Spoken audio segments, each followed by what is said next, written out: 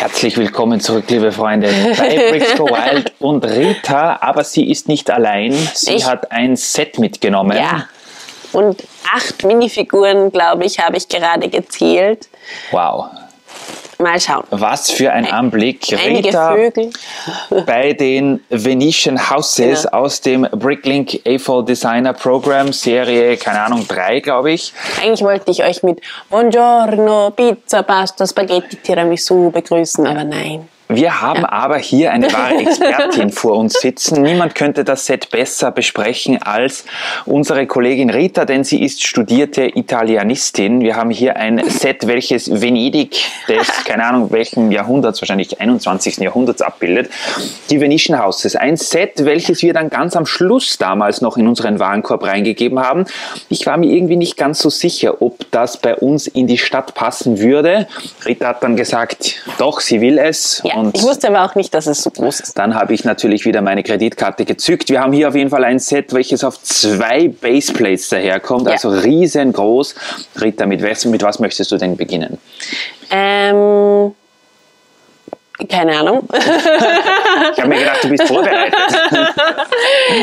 Wir könnten mit der kleinen Gondel hier hinten einmal starten, dass wir quasi von außen mal schauen. Also erstens mal haben wir 8 Minifiguren. Die meisten sind einfach nur Touristen, beziehungsweise vielleicht auch jemand, der hier ansässig ist. Ich weiß es ja nicht. Leider auch hier sehr wenige Noppen zum Hinstellen. Also Ja, das haben wir leider auch schon beim Lego Store ein wenig bekrittelt. Genau. Sieht toll aus, aber nicht für unsere Verhältnisse. Ich hasse das nämlich, wenn die Figuren dauernd umfallen. Deswegen stehen die jetzt mal überall, wo es Noppen gibt. Richtig. Und hier hinten haben sich auch noch 2 Figuren versteckt, denn die sind mit dem Gondoliere unterwegs. Der singt wahrscheinlich Amore mio. Da, da, da, da. Das ist auf jeden Fall ein Set, welches von beiden Seiten cool aussieht. Also das und da habe ich auch schon, ich will nicht sagen Schwierigkeiten, aber wie wir das in unsere Stadt einbauen, dass das von vorne und hinten irgendwie auch zu begutachten ist, da bin ich schon gespannt. Es ist auf jeden Fall ein Set, welches Modular-Style-mäßig hier einen schönen Gehsteig aufweisen kann. Dann haben wir hier die, keine Ahnung, ob das die Rialto-Brücke ist, vielleicht ein etwas einfacherer Nachbau. Ja. Hellblaues Wasser, hier haben wir die Noppen am Start und dann haben wir hier 2 doch sehr monumental wirkende Gebäude, die in den Farben weiß gehalten sind, auch Medium Nougat sehe ich. Tan. Und das Dach in Dark Tan, Orange und ich glaube, das ist Orange, oder? Orange. Und Dark Orange, oder? Wenn ich mich nicht täusche, ja. Und hier eben das Gebäude in Weiß und Tan. Deswegen genau, das kleinere hier ist etwas einfacher gehalten und die Gebäude sind auch nicht nur von außen her total schön und vom architektonischen Stil her sehr bemerkenswert, sondern auch innen eingerichtet. Und Rita, genau, ich habe es übrigens nicht gebaut. Deswegen natürlich auch für mich immer wieder eine neue Entdeckung. Immer wenn man was selber nicht gebaut hat, ist es ein bisschen schwierig. Aber ja. Aber da sieht man auch, sonst wären sicher die Fliesen hier am Boden schön angedrückt. Ist vielleicht auch vom Transport. Hier ein Hotelzimmer vielleicht, ich weiß es nicht, weil das Telefon neben dem Bett ist. Mit einem Bücherregal, einem Bett, einem Tisch, wo eine Zeitung drauf liegt und vielleicht eine Einkaufsliste, was man nicht alles shoppen geht, dann in Venedig. Who knows? Ja. Genau. Finde ich ein sehr, sehr nettes kleines Zimmer, muss ich sagen. Und das ist, wie gesagt, hier alles modular, das heißt, die Stockwerke kann man einfach so abnehmen. Genau. Dann haben wir hier einen Stock tiefer natürlich eine große Wendeltreppe und... Ja, es sieht mir aus nach einem Kunstmuseum oder sowas, ich weiß es nicht. Sehr interessant auf jeden Fall, diese Bilder an der Wand. Ich finde die total cool irgendwie, die Idee. Hier ich drehe es. Diese Gemälde, schöne Tür übrigens. Und ja, es dürfte sich hier um einen Kunstliebhaber handeln, der hier seine Bilder ausgestellt hat. Sie sind alle in den Farben Schwarz, Weiß und Rot, aber alle doch ein wenig anders, wobei sehr viele gleiche Teile verbaut sind. Auch hier sehr, sehr schöner Innenraum dieses Hauses. Genau, ja. Und dann kommen wir zum Großen. Übrigens auch sehr viele Vögel verbaut. Ich glaube 3 solche diese Möwen sind sauteuer. Ja. Die gibt es bei Bricklink schon, aber nur um horrendes Geld. Das Dach haben wir jetzt nicht gezeigt, aber es ist auch sehr massiv gebaut. Ja.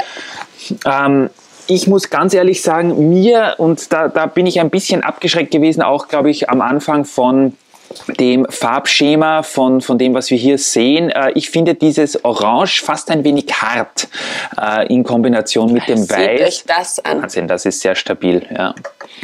Mir hätte es fast ein bisschen besser gefallen, wenn die Dächer vielleicht ein wenig dunkler gewesen wären. Ja, oder wenn man statt allein dem die Orange, großen Platten ist doch mega.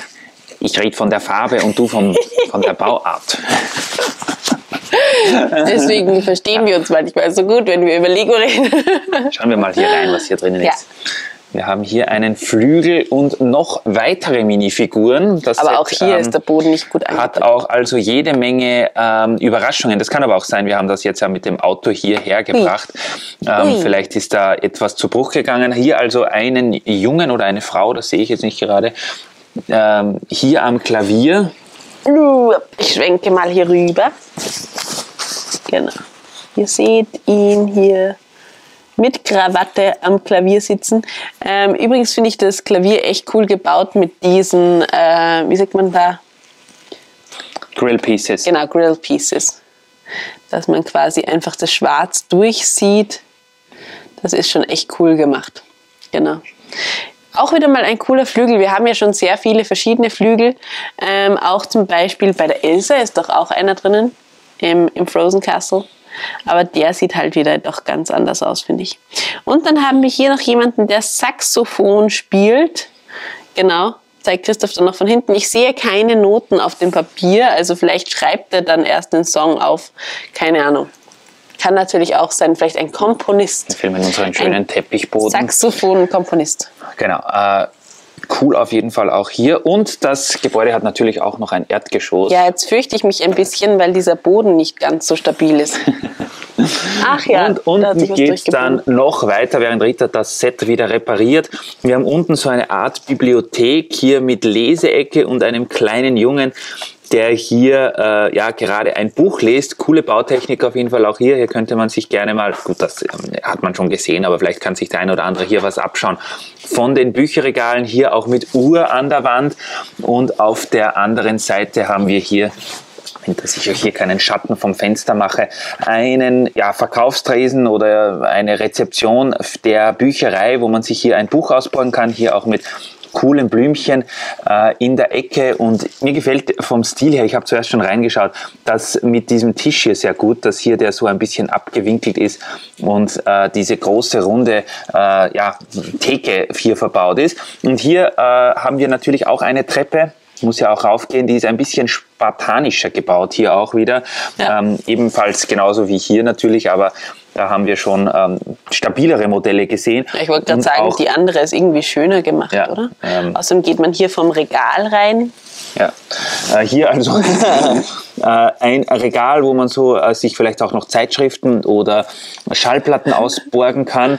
Aber ob das so passt, bin ich jetzt ehrlich gesagt nicht ganz sicher, weil wie sollen die Leute darauf kommen? Ja, vielleicht ist das genau seitenverkehrt montiert. Schauen wir mal nachher in der Anleitung, die übrigens nur digital verfügbar ist, ja, was vielleicht ein Grund für dieses Versehen sein könnte. Die neueren Bricklink-Sets haben alle keine Anleitung in gedruckter Form mehr dabei, was ich sehr schade finde. Ich glaube, wenn ich da jetzt anziehe, dann reiße ich Wir machen das später nach dem Video in aller Ruhe, da schauen wir nochmal nach. Und dann hier noch eine kleine, aber feine Sitzecke. Ja. Wow, jetzt habt ihr auch das Innenleben gesehen, also es sind noch um einiges mehr Minifiguren dabei.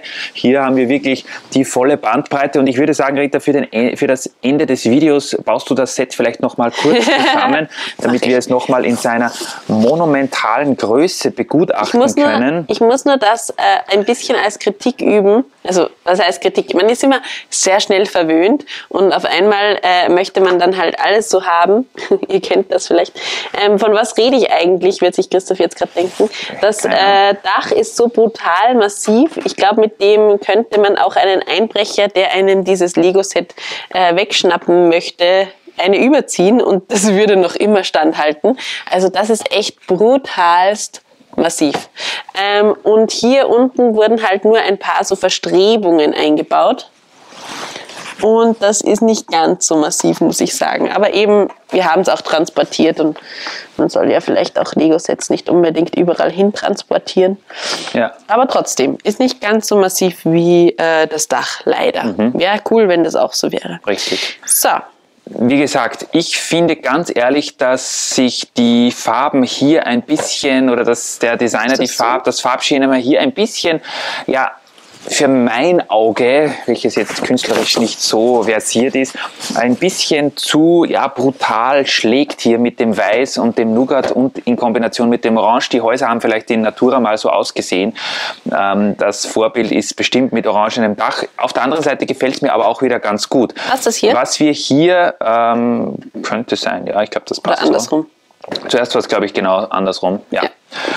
Was mir hier ein bisschen auch noch fehlt, ist, wir haben zwar Inneneinrichtung und ja, wir verstehen, mit 2 Baseplates und 2 Gebäuden kann man nicht alles machen, was man vielleicht gerne möchte, aber wir sind natürlich auch von Modular Buildings gewohnt, dass es Teppiche gibt, Vorhänge, dass noch so diverse kleinere Spielereien irgendwo verbaut sind. Dass hier oben, also dass hier das obere Geschoss wunderbarer eingerichtet ist und hier das untere Geschoss besser. Ja, also zum Teil wurde der Platz, und da ist natürlich auch der Appell an uns selbst, nicht optimal genutzt und man kann das innen auch noch ein bisschen ausbauen. Ob wir das machen werden, wissen wir jetzt noch nicht, aber wir haben das Set jetzt mal aufgebaut bekommen von Ritas Mutter. Vielen Dank an der Stelle. Wir haben immer wieder mal drauf geschaut auf den Bauprozess und ich muss ganz ehrlich sagen, gefallen tut es mir schon. Die Frage ist, ist das Set 245 € wert, die es damals mal gekostet hat, beziehungsweise ich glaube fast das Doppelte mittlerweile auf dem Zweitmarkt. Die Leute haben das gekauft und verkaufen das jetzt natürlich weiter. Wie könnte es anders sein? Und unser Set ist übrigens nicht zum Verkaufen, nur dass ihr das wisst.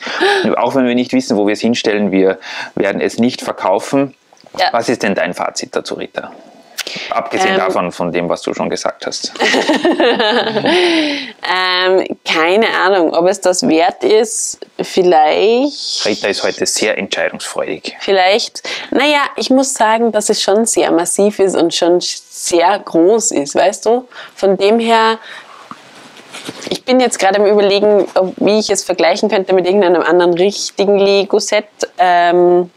Und für das ist der Preis dann wieder irgendwie eigentlich schon okay. Und die großen Teile, die was verbaut worden sind, und sehr teure Teile, weil es sind auch sehr viele Mauersteine zum Beispiel verbaut und so weiter und so fort. Ja. Also von dem her ja. Und dass es innen nicht eingerichtet ist, dafür ist das Haus halt zu. Sonst sind die Häuser immer bei Lego offen, dann müssen sie halt mehr eingerichtet sein, finde ich. Wenn sie zu sind, bringt es einem meistens eh nichts, wenn sie toll eingerichtet sind. Also da bin ich halt schon ein bisschen so, dass ich mir denke, richtig, ist auch okay. Mir gefällt es sehr gut. Mir gefällt es auch von dem her sehr gut, dass es mal ganz was anderes ist. Weil Venetian Houses hatten wir definitiv noch nie. Deswegen wissen wir auch wahrscheinlich nicht, was wir damit anfangen sollen.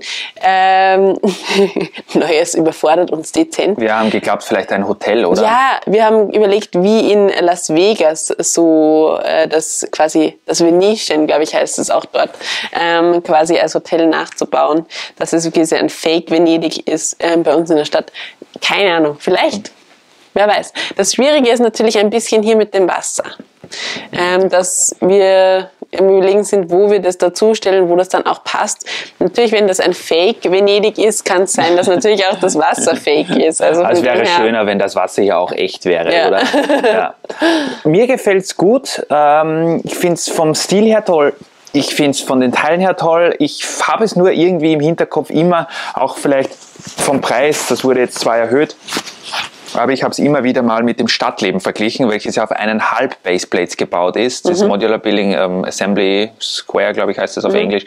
Das wurde jetzt ja von 240 also von diesem Preis auf 299 erhöht, ist jetzt also ein bisschen teurer. Aber das hat ein paar mehr Ecken und Nischen, die mir auch sehr, sehr gut gefallen. Also zwischen dem und dem Stadtleben würde ich mich wahrscheinlich für das Stadtleben entscheiden. Aber das ist natürlich Geschmackssache.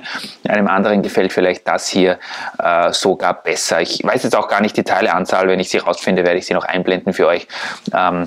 War auf jeden Fall nur kurze Zeit verfügbar auf bricklink.com und wir haben es bekommen und jetzt auch aufgebaut. Zu dem Set sieht man auch gar nicht so viele Reviews im Internet. Weiß. Deswegen habt ihr uns gefragt, ob wir nicht da mal was dazu filmen können. Das machen wir gerne, wenn es irgendeine Ecke oder ein Geheimnis gibt in dem Set, das wir jetzt vergessen haben. Dann entschuldigt uns bitte, dann werden wir das noch nachreichen. Irgendwas ist falsch gebaut, das wird zum Beispiel die Stiege, glaube ich. Das Set wird jetzt auf jeden Fall demnächst in irgendeiner Art und Weise in Wild City eingebaut. Vielleicht habt ihr eine coole Idee dafür oder wir kommen auch früher oder später mal auf irgendwas drauf. Mir gefällt's, wenn es auch nicht mein Lieblingsset ist, muss ich ganz ehrlich sagen. Ist ja auch legitim, ist ja auch okay. Aber ich denke mir, es hat trotzdem was und ich finde es toll, dass wir es trotzdem mitgenommen haben bei unserem Einkauf. Denn ich glaube, wir würden uns dann trotzdem irgendwann ärgern, wenn wir es nicht hätten. Das sehe ich genauso. Genau. Gut, Rita, dann wünschen wir uns jetzt noch eine typisch venezianische Abschlussgrußformel von Ihnen, damit wir in richtig stilechter Manier dann in die Mittagspause abtreten können. Bei uns ist es nämlich jetzt Mittagszeit. Rita kocht natürlich wieder mal nichts, sondern sie baut nur Lego. Aber vielleicht gibt es heute Spaghetti oder sowas. Finde ich cool, ja. Spaghetti alla Carbonara. Vielleicht. Ja, wie würde man sich verabschieden? Wahrscheinlich mit Buona Giornata, nachdem es ja noch Vormittag ist. Es ist nämlich 11:55. Deswegen definitiv Buona Giornata. Und dann macht es gut. Esst auch ihr Spaghetti oder Tiramisu oder was auch immer. Schreibt uns gerne, was ihr von dem Set haltet und auch von den anderen Bricklink-Sets. 2 haben wir noch in der Pipeline, die Bowling Alley und auch da dieses antike, mittelalterliche Windrad. Die sind noch nicht gebaut. Wir wollten euch jetzt aber mal, oder jedenfalls zum Zeitpunkt, wo wir das Video aufnehmen, vielleicht baue ich ja heute eins. Und wir verabschieden uns und danken für euer Interesse. Auf jeden Fall. Macht es gut. Tschüss. Tschüss.